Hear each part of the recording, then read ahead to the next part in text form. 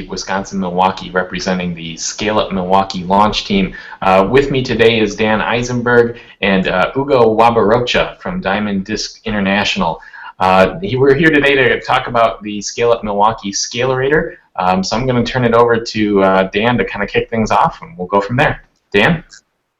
Thank you, Michael, and Ugo, thank you for joining. We've met a few times in some of our activities in Milwaukee as part of Scale Up Milwaukee, and I'm glad to see you again. I'm here in Massachusetts, and I think Ugo, you just attended the mayor's listening session as well the other day with about 6 or 7 entrepreneurs. Correct.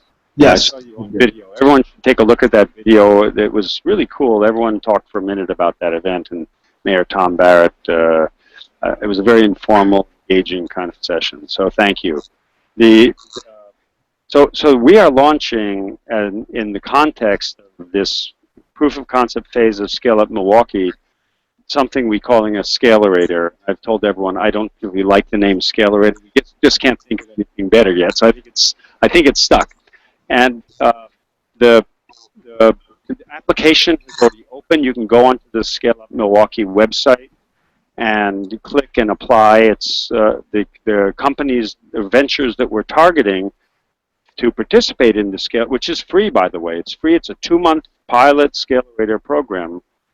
The purpose is to, in these 2 months, is to prove to you, people just like Ugo, that there are very practical tools that in a short period of time can help companies that have $1 million in revenues, $2 million in revenues, $500,000 in revenues, increase by 20%, 30%, sometimes even 40% in the foreseeable future. So that's what it's all about. That's what the project is all about. It's about growth.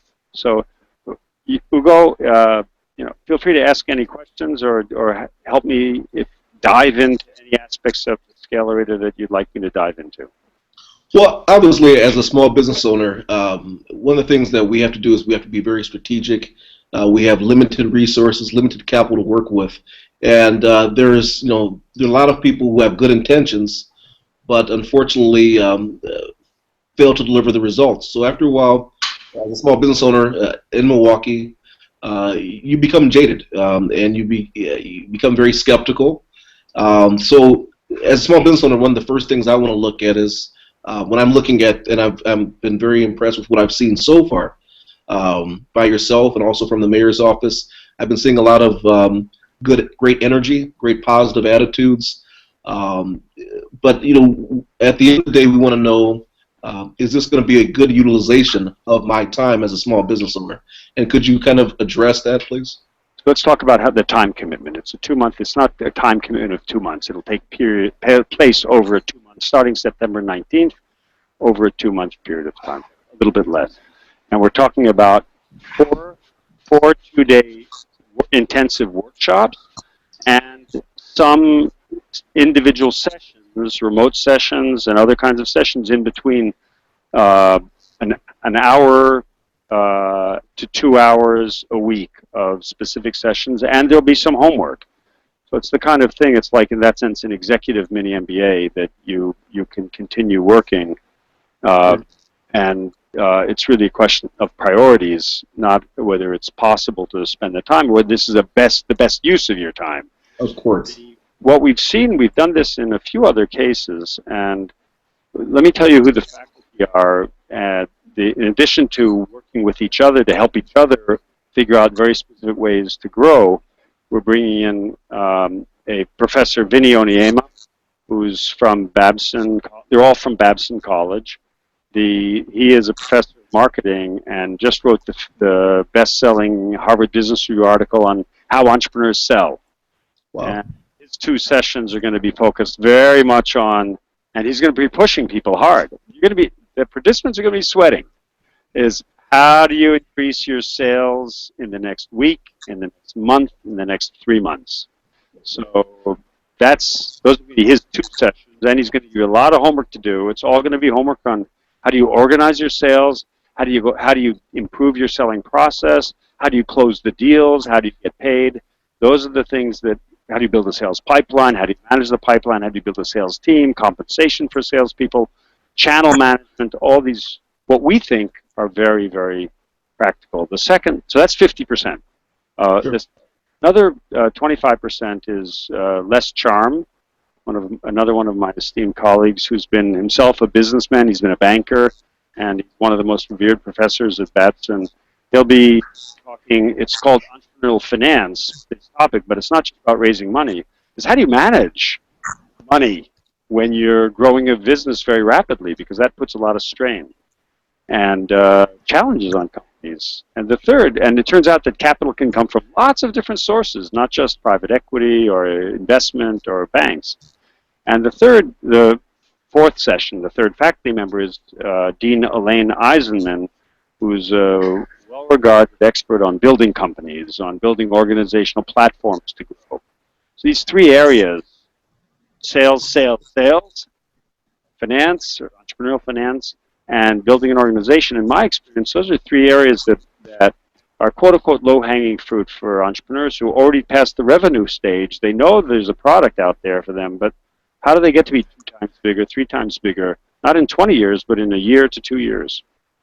So that's a great answer. And just kind of moving the conversation forward, one of the things that we looked at when I took ownership of my company almost 7 years ago, about 2% of our business was being done here locally.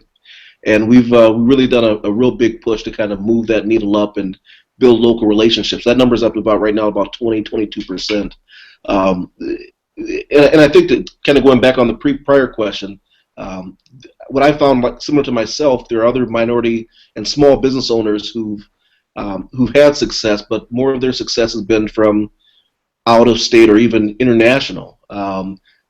What is going to be done to kind of look at, one thing I found is having access to opportunities. And one thing that I found, and not unlike other small quality business owners, that they do one or two things very right, and we've been able to compete against national competitors. And I think, but one of the things that's been difficult is sometimes is gaining those introductions, gaining those access, to have a place at the table before you can even prove the value that you have. And that's one thing that's been one of the uphill battles that I've seen for myself. We even did a trade mission to South Africa a couple years ago, and I've actually now have actually moved hundreds of blades or hundreds of tools out to South Africa. Probably more than I moved to Milwaukee. That's fantastic. But so the question is how do you, or is that going to be a part as far as looking at access and introduction to opportunities where small business owners like myself can actually prove their value to larger opportunities and larger corporations? So there are a couple of answers at different levels. The first answer is the skills of cracking markets that you're unfamiliar with will be a topic. Great. This is a skills and technique-based course. And there'll be mentoring, by the way. There'll be online mentoring of the faculty, mentoring sessions that you can sign up for. So we can talk about specific issues that you have in this account or that account or whatever. It is not the purpose of the Scalerator to say, here's a customer for you, I know somebody you should contact. That may happen informally. That's not the purpose of it. Scale Up Milwaukee, on the other hand, should help the environment put together and make sure that the resources to support export are available to entrepreneurs. So this is something we should talk about. We will be bringing in various stakeholders, organizations from the environment in to meet with you and see what some of the issues are that they can help you with. This is so the flip side of the Scalerator. It's not just to train and to help you accelerate growth, but it's also, in a sense, to train the ecosystem, to help the ecosystem understand what growth looks like and what the needs of growth are. Well, I think that's a great thing. Answer your question? Yes, you did. You answered it twice. Well, one thing that our company is actually we're in the midst of doing now is we're actually even looking at purchasing of facilities in the city of Milwaukee.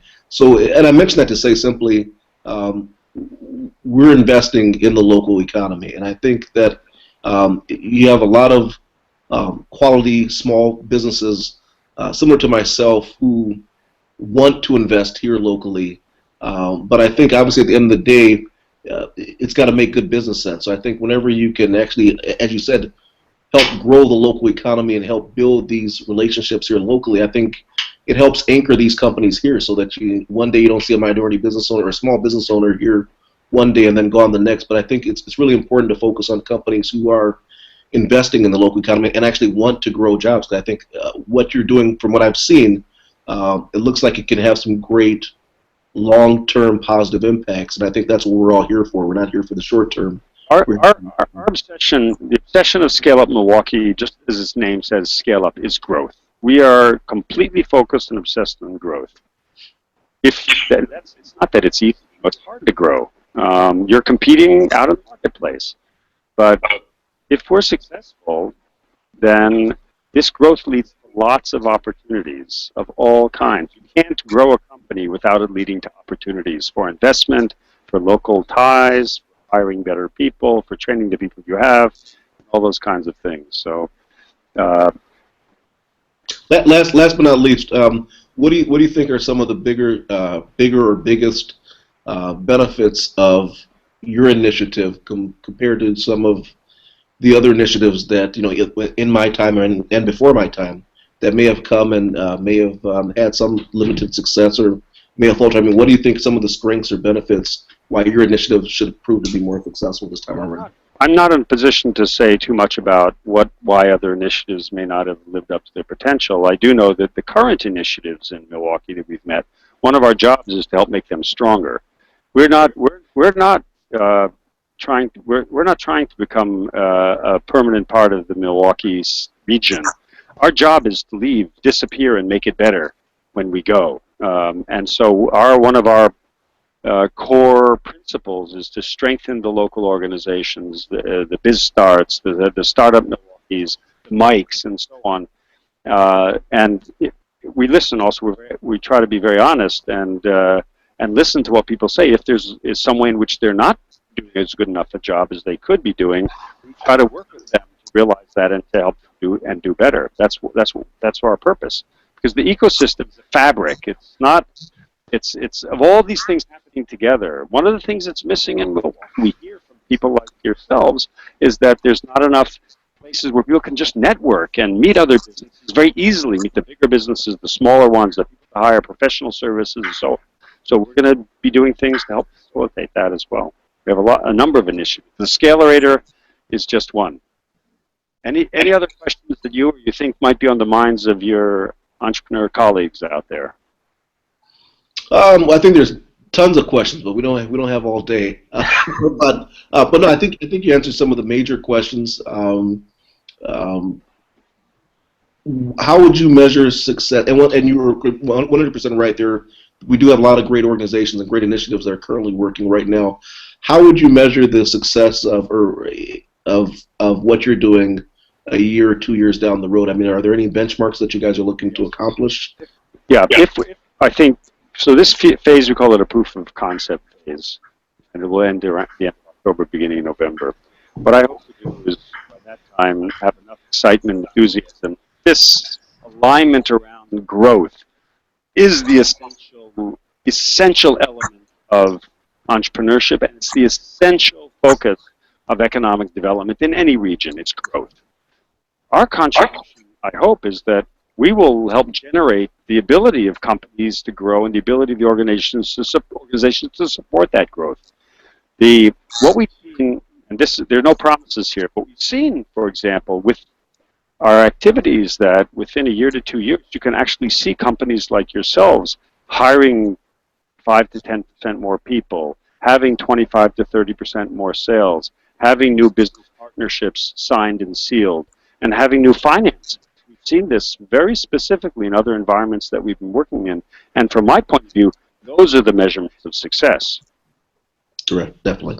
Are more ventures entering into hyper-growth mode? And it's not everybody.